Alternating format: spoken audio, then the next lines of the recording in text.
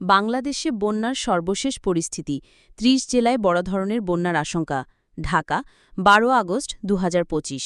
উজানের ঢল ও টানা ভারী বর্ষণে দেশের বিভিন্ন অঞ্চলের বন্যা পরিস্থিতির অবনতি হয়েছে বিশেষ করে সিলেট ও চট্টগ্রাম বিভাগে বন্যা ভয়াবহ রূপ নিয়েছে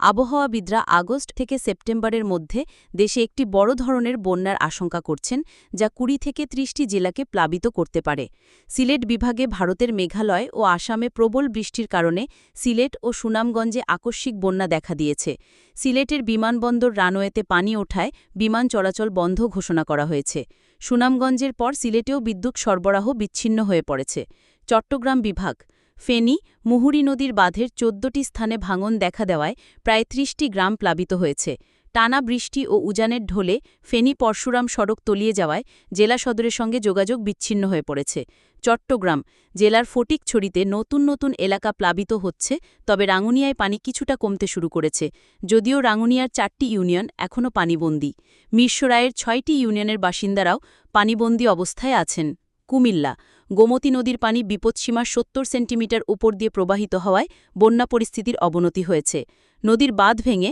বুড়িচং ও ব্রাহ্মণপাড়া উপজেলা প্লাবিত হওয়ার আশঙ্কা দেখা দিয়েছে